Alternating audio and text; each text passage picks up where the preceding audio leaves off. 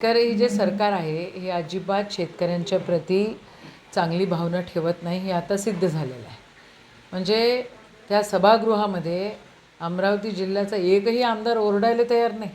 सगळे सत्ताधारी आमदार आहेत या ठिकाणी आणि मंत्री महोदय म्हणत आहेत की आम्ही त्यांच्यावर ॲक्शन घेऊ. अरे ॲक्शन घ्या ना तुम्ही जर कडक असते तर ह्या अशा कंपन्या बोगस कंपन्या तयारच झाल्या नसत्या. पण तुमचं लक्षच नाही आहे शेतकऱ्यांकडे. राहिला विषय शेतकऱ्यांच्या कंपन्सेशनचा, तर हे जे बोगस बियाणे घेतलेले आहेत त्यांनाच तर हे लोक सस्पेंड करायला तयार नाही आहेत. नुसतं घोषणा करून होत असतं का? आज दुबार पेरणीची वेळ आलेली आहे. फक्त 20% पेरणं व्यवस्थित झालेलं आहे आणि बाकीची दुबार पेरणी आहे. मग ह्याला सरकार जबाबदार आहेत ना. सरकारने या सगळ्या गोष्टी व्यवस्थित बघितल्या पाहिजे आणि गांभीर्यपूर्व या सगळ्या गोष्टी निकाली काढल्या पाहिजे. सरकारने शेतकऱ्याला दुबार पेरणीचं कंपेन्सेशन देणं अनिवार्य आहे.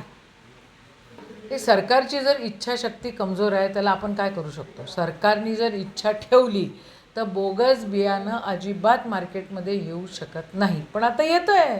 सरकारला काही घेणं देणंच नाही आहे कोणत्या गोष्टीचं. सरकार काही करू शकतं. सरकारच्या मनातच नाही आहे तर मग काय ते ॲक्शनमध्ये दिसणार आहे? शेतकऱ्यांसोबत लबाडी सुरू आहे. बस एवढंच मी म्हणेन.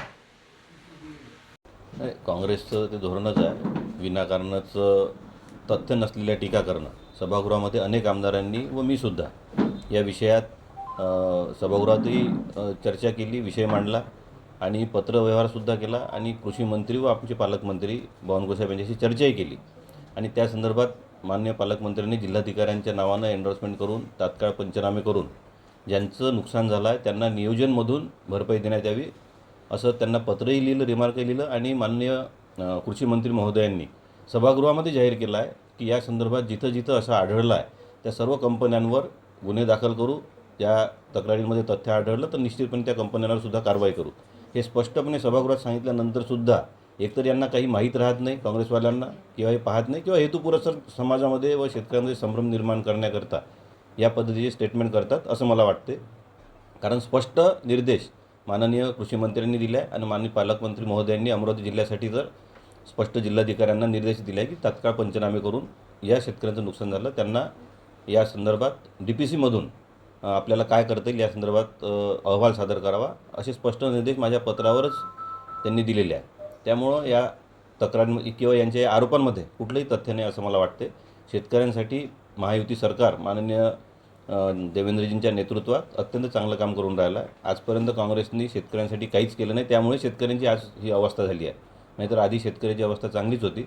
परंतु आता हळूहळू टप्प्याटप्प्याने शेतकऱ्यांसाठी हे महायुतीचं सरकार अत्यंत चांगलं काम करून राहिलं आणि भविष्यात त्याचे परिणामसुद्धा दिसणं सुरू होईल. शेवटी नैसर्गिक आपत्ती आहे, त्यामध्ये शासन काही करू शकत नाही. शासन एवढंच करू शकते की त्यामध्ये शेतकऱ्यांना जास्तीत जास्त मदत कशी करता येईल यासाठी शासन पूर्ण प्रयत्न करून राहिलं आहे, शेतकऱ्यांच्या पाठीशी आहे.